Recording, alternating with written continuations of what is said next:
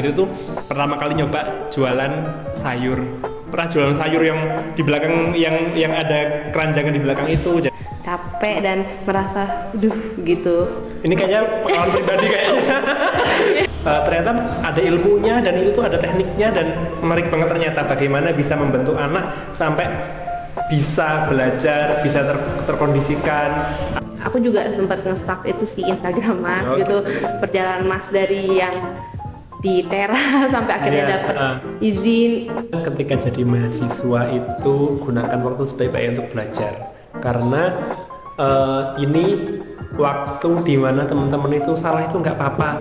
Kalau sudah kerja itu kadang kita kalau salah mungkin dari atas mungkin ada yang menegur atau mungkin dari dinas mungkin oh ini harus ikut aturan yang pakem kayak gini gitu.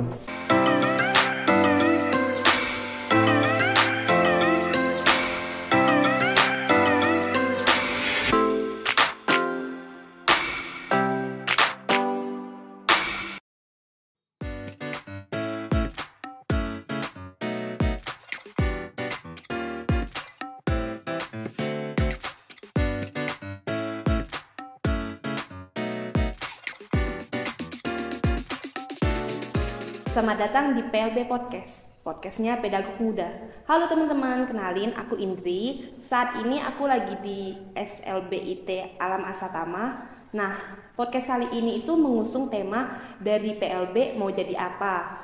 Aku di sini nggak sendiri, ada alumni yang nemanin aku ya. Aku ditemani sama Mas Ihsan Marvel, alumni dari PLB. Nah, podcast kali ini itu mengusung tema dari PLB mau jadi apa. Untuk teman-teman PLB sendiri pasti penasaran ya, besok itu selain jadi guru SLB mau jadi apa lagi sih? Mungkin dengan sharing with alumni kali ini bisa jadi pencerahan buat teman-teman besoknya. Sebelum masuk ke intinya, mungkin kita bisa sedikit perkenalan dengan Mas Marvel. Mas Marvel itu kelulusan tahun 2022 ya? Ya, 2022. Dan saat ini juga mau masuk S2. Ya, insya Allah. Dulu Mas Marvel kan itu juga aktif berorganisasi ya. Mungkin Mas Marvel bisa ceritain sedikit riwayat organisasinya. Saya kan masuk PLB tahun 2018, kemudian semester 2 saya join Hima, itu setahun saya di Hima PLB di bidangnya kewirausahaan. Kemudian setahun, di tahun yang kedua saya kuliah itu saya lanjut di DPM, Dewan Perwakilan Mahasiswa, itu di Komisi 4 itu bidang humas dan publikasi. Kemudian itu di tahun kedua itu di DPM juga bareng sama gabung di Safel gitu. Mas mungkin bisa sedikit ceritain, pasti kan jadi mahasiswa yang berorganisasi itu susah ya mengatur waktu. Bagaimana Mas cara mengatur waktunya?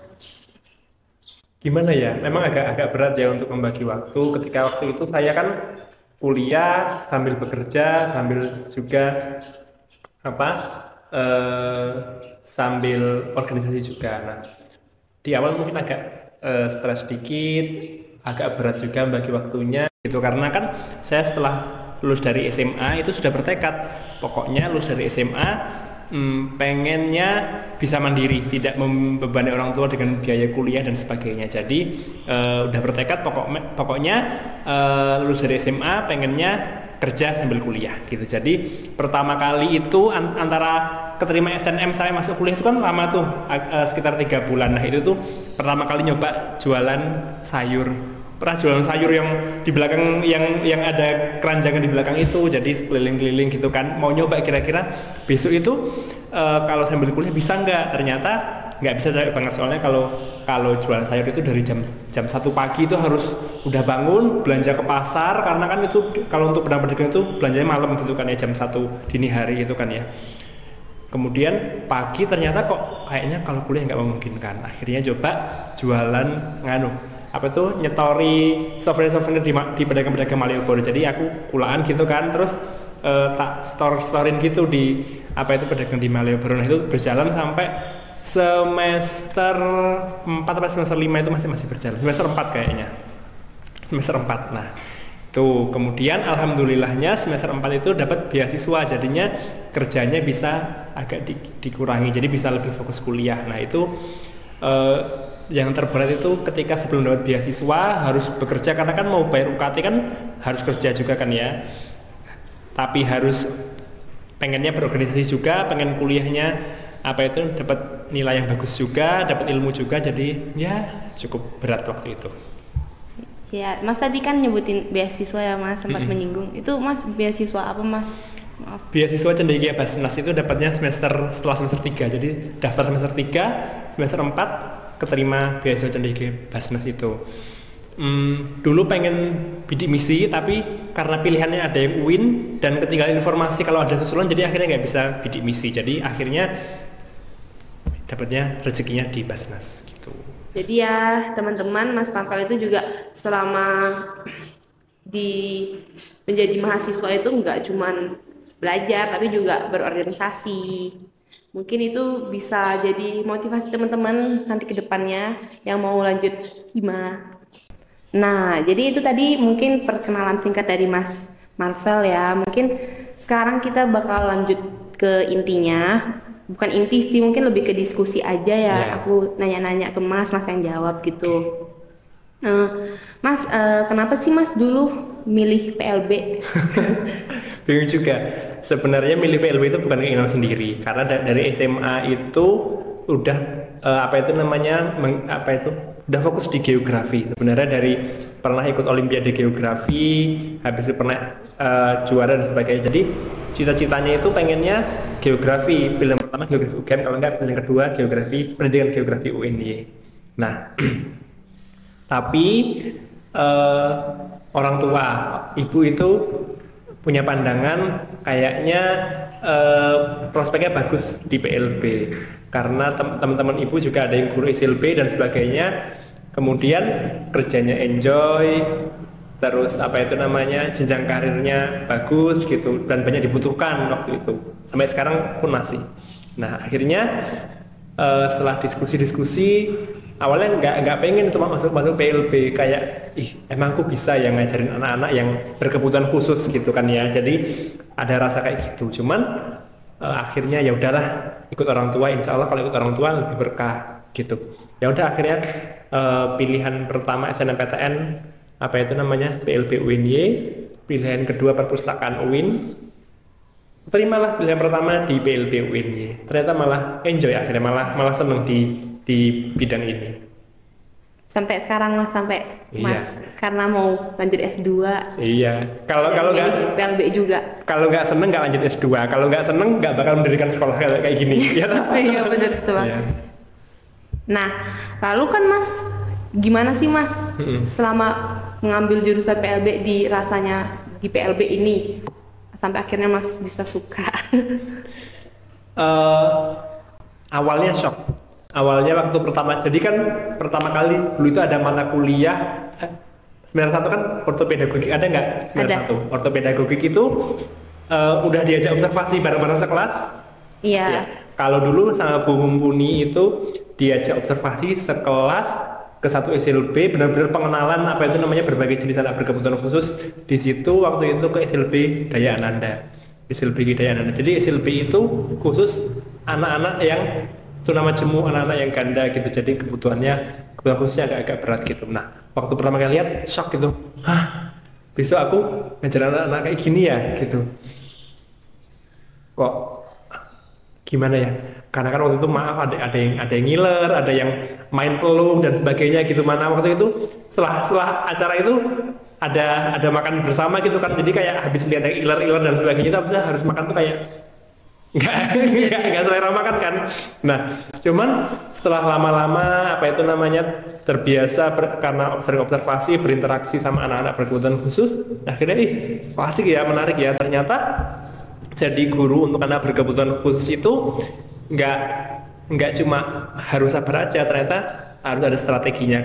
Jadi seperti katanya Bu Sartiwi, jadi guru SLB, jadi guru anak berkebutuhan khusus itu harus cerdas, tidak cukup hanya modal sabar aja. Cerdasnya gimana? Bu Sartiwi membahasakannya itu harus seperti punya kantong Doraemon. Jadi misalnya mengajarkan anak, kalau nggak berhasil pakai metode ini, pakai metode yang lain. Pakai metode yang lain, pakai media pembelajaran yang lain, pakai strategi yang lain. Jadi memang ternyata ada ilmunya dan itu tuh ada tekniknya, dan menarik banget ternyata bagaimana bisa membentuk anak sampai bisa belajar, bisa terkondisikan, akhirnya anak bisa belajar terlepas dari hambatan-hambatan yang dia miliki itu ternyata sangat menarik. Jadi akhirnya seneng lah, akhirnya lanjut sampai S2 gitu. Baru mau S2. Mas, mungkin Mas bisa juga ceritain nih gimana perjalanan kuliah sampai Mas kan juga kan awalnya tadi kan shock ya Mas cerita gimana sampai Mas akhirnya di semester berapa Mas merasa cocok di jurusan ini dan mulai menyadari kalau Mas suka sama PLB. Semester berapa ya? Semester 2 atau semester 3 gitu. Jadi nggak langsung, tapi semester 2, semester 3 itu karena aku tuh modelnya orangnya itu cepat beradaptasi dan akhirnya kalau kalau bahasaku terlanjur nyemplung di satu bidang itu, aku akhirnya aku udah terlanjur nyemplung di sini, gimana caranya aku harus lulus dengan baik dan ini ilmu yang pelajarinya harus berguna. Jadi aku kan kadang-kadang ada orang yang kayaknya nggak cocok di sini nih gitu,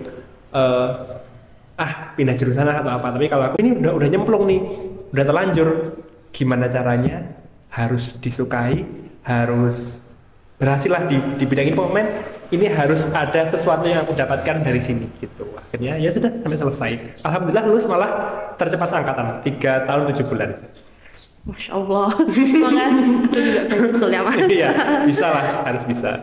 Bisa.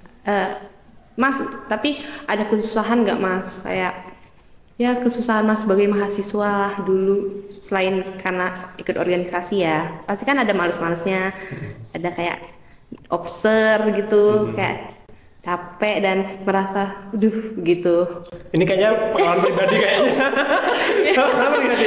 Iya lah, jelas itu dialami sama mahasiswa, baik itu yang baik itu yang anak organisasi atau bahkan yang kupu-kupu juga merasakan kayak gitu. Misalnya kuliah tapi mungkin dia kupu-kupu cuma di rumah, mungkin dia banyak agenda di kampung atau banyak tugas di rumah dan sebagainya gitu.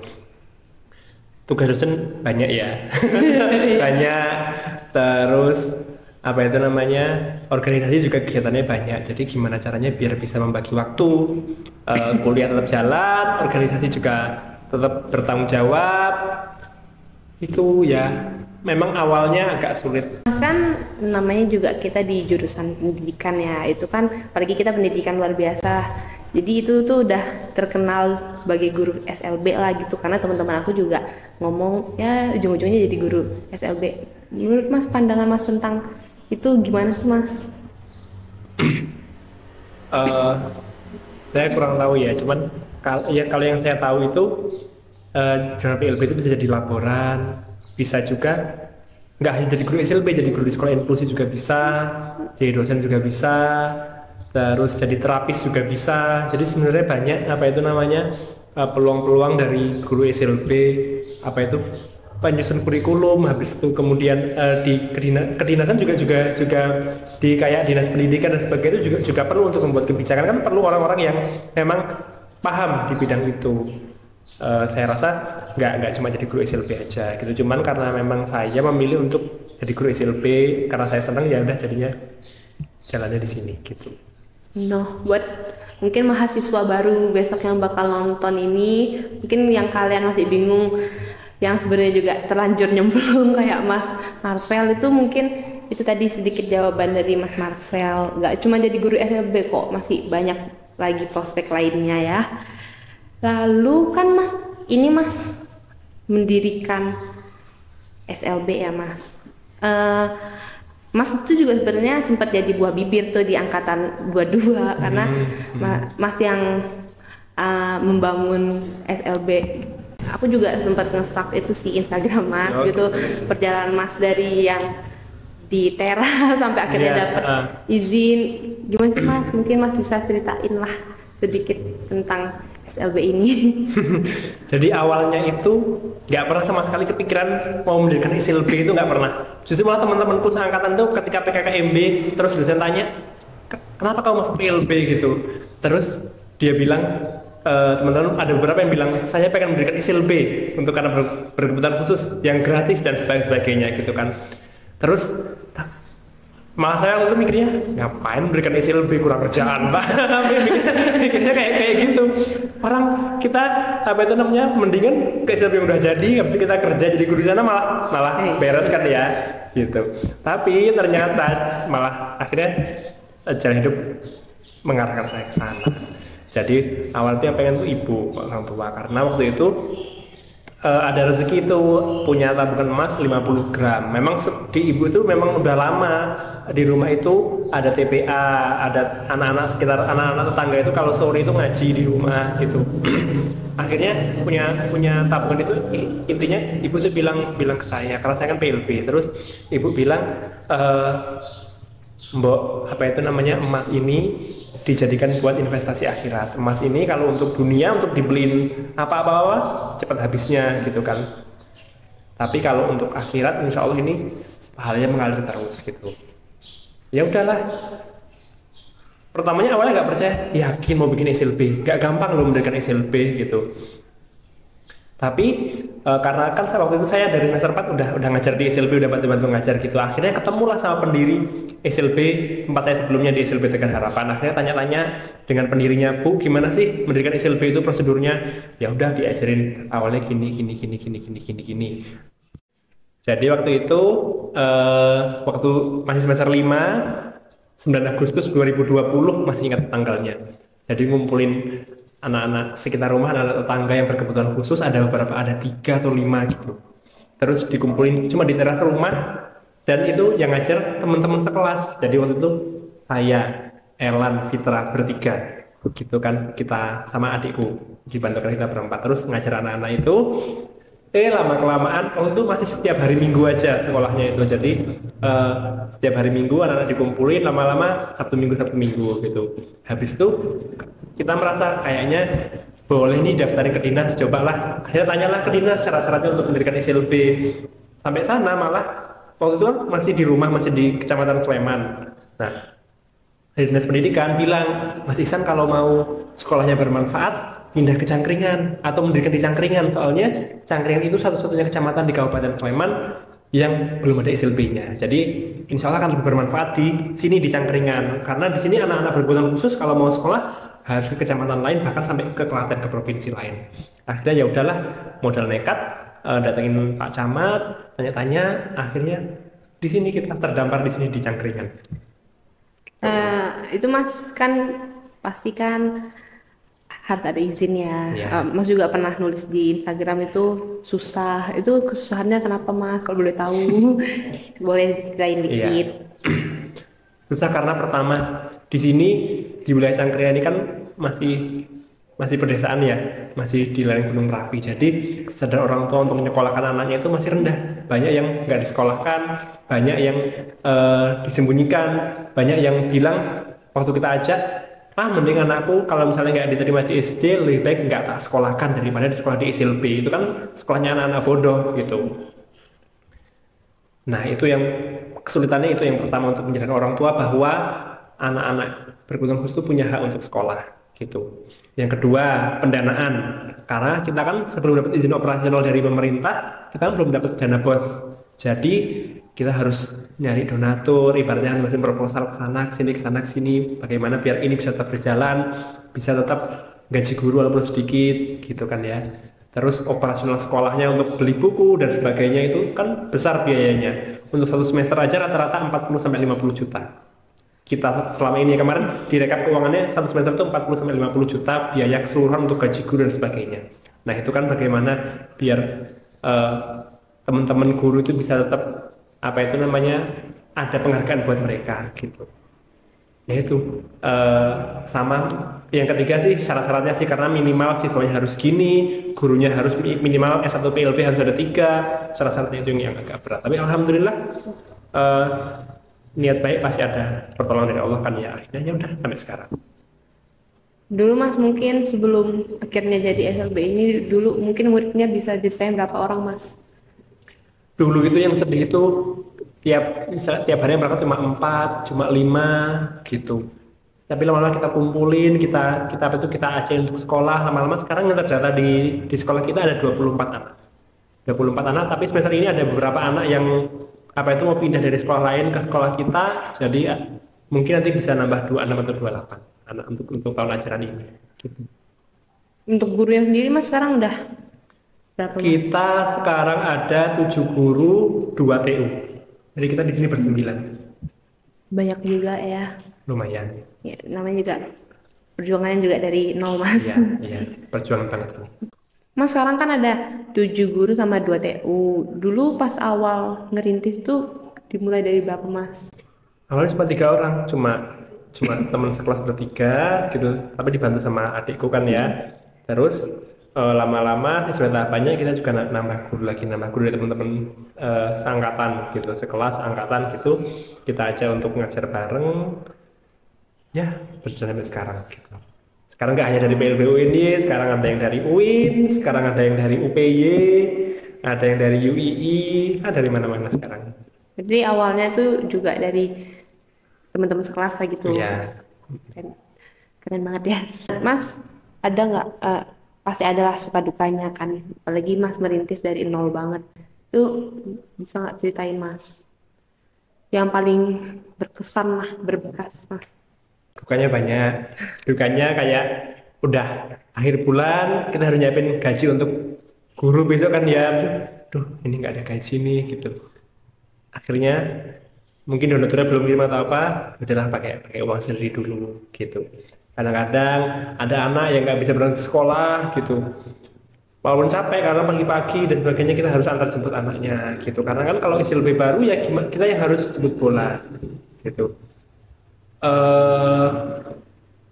Sedih juga ketika ada guru yang aku nganu nih, ternyata ada jenjang karir yang lebih jelas, lebih baik gitu.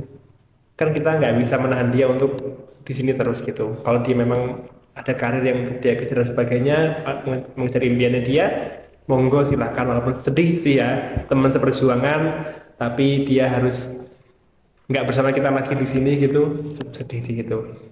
Sukanya ya ketika anak perkembangannya bagus, orang tua juga banyak yang mengapresiasi, ternyata layanannya bagus. Kemarin habis tiap rapotan itu kita ada kayak angkat ke orang tua, ternyata orang tua skala sampai 5 gitu isinya, nyentangnya mungkin banyak 5-nya gitu, ternyata sangat memuaskan dari layanannya, dari biaya yang dibebankan ke orang tua gitu, terus perkembangan anaknya gitu, ternyata kebersihan sekolah gitu, tak nyentang 5 gitu, senang, ada kepuasan tersendiri gitu. Terus ada anak yang tadinya nggak bisa jadi bisa, itu seneng banget. Senengnya juga ketika pemerintah udah mulai memperhatikan kayak dinas pendidikan, dari kemarin peresmian wakil bupati datang dan sebagainya, dan banyak dari pejabat-pejabat di Sleman ini yang datang waktu itu dari dinas pertanian, dinas sosial dan sebagainya, itu ternyata sangat mengapresiasi kita, itu sesuatu yang tak ternilai. Berarti ini Mas SLB-nya ini tuh baru diresmikan tahun ini Mas? Iya, baru kemarin bulan Juni. Oh, baru bulan Juni. Iya. Izin operasional dari pusat turun bulan April, bulan Juni kita peresmian. Tapi dimulainya tuh udah dari tahun 2020. Jadi perjalanan panjang kan ya. 2020 mulai diresmikan 2023, hampir 3 tahun. Karena disambil kuliah kan ya, jadinya itu juga yang memacu untuk biar cepat selesai kuliah, karena pengen ini segera meresmikan SLB ini, jadi yuk skripsinya dikerjain gitu. Mas dulu muridnya pasti masih dikit dong. Ya. Itu Mas gimana cara nyari muridnya Mas? Mungkin bisa diceritakan. Kita dulu sebar pamflet. Akhirnya beberapa datang, biasanya di-share, orang tua itu biasa saling nge-share dengan teman-temannya atau dengan orang tua lain di tempat terapi atau apa gitu, biasanya mereka saling membagi informasi. Terus kita juga nggak hanya cuma nyebar pamflet, kita juga harus jemput bola, kita datang dari rumah ke rumah. Ayo Pak, Bu, anaknya disekolahkan. Anak berkebutuhan khusus itu nggak harus sekolahnya itu yang pintar matematika, harus pintar PKN dan sebagainya, tapi yang paling utama anak itu harus bisa mandiri, kemampuan sosialnya bagus, bisa berperan aktif di masyarakat. Kan tidak selamanya orang tua bisa menemani, paling tidak kemandiriannya bagus, anak bisa merawat dirinya sendiri, bisa makan sendiri, bisa mandi sendiri, itu udah bagus banget gitu. Nah Mas, terus Mas, pesan Mas untuk mahasiswa-mahasiswa Apalagi juga kita kan udah mau ada mahasiswa baru nih, adik tingkat. Mungkin mereka bakal nonton ini. Sedikit pesan untuk teman-teman. Intinya ketika jadi mahasiswa itu gunakan waktu sebaik-baiknya untuk belajar karena ini waktu di mana teman-teman itu salah itu nggak apa-apa, nanti bisa dikoreksi dan sebagainya. Jadi coba-coba aja sebanyak mungkin, nanti kalau salah itu masih nggak apa-apa. Nanti kalau udah masuk ke dunia kerja, teman-teman itu harus lebih bertanggung jawab dan sebagainya. Jadi setelah lulus itu baru ternyata masa ketika jadi mahasiswa itu ternyata enak banget gitu. Ternyata eh, masa-masa di mana kita bisa belajar banyak. Kalau mungkin masih salah sekali, masih sering-sering salah, habis itu kita masih bisa memperbaiki gitu. Kalau sudah kerja itu kadang kita kalau salah mungkin dari atas mungkin ada yang menegur, atau mungkin dari dinas mungkin oh ini harus ikut aturan yang pakem kayak gini gitu. Jadi ya gunakan sebaik-baiknya untuk belajar. Yang disampaikan dosen itu hanya sedikit dibandingkan ilmu PLB yang sangat besar, sangat banyak gitu ya. Jadi jangan hanya mengandalkan dari apa yang disampaikan dosen, ikut-ikutlah apa itu namanya kegiatan-kegiatan yang berhubungan dengan anak berkebutuhan khusus, kegiatan-kegiatan mungkin yang bisa mengasah soft skill di luar mungkin keilmuan PLB gitu. Jadi ketika lulus itu punya skill yang banyak gitu. Jadi besok ketika di dunia kerja lebih bermanfaat gitu. Kemudian kalau mau lanjut studi ada, jadi ada nilai plus untuk ketika mendaftar beasiswa atau apa gitu. Gitu sih. Semangat. Semangat untuk kita semua. Baiklah teman-teman, mungkin ini sedikit podcast dari hari ini yang harusnya sebenarnya kita mengusung tema dari PLB mau jadi apa, tapi lebih ke sharing with alumni aja sih. Buat teman-teman yang masih kepo banyak tentang dunia SLB, mungkin mau juga bertukar pikiran dengan Mas Marvel ya, mungkin bisa ke SLB IT Alam Asatama. Sebelumnya juga aku ucapkan terima kasih sebesar-besarnya pada Mas, serta juga teman-teman yang nonton video ini. Jangan lupa untuk di subscribe, juga follow IG @himaplbuny, IG aku @indridayana, sama IG Mas @ihsan_marf. ya, ini nanti bakal di follow back kok. Jadi see you di next video.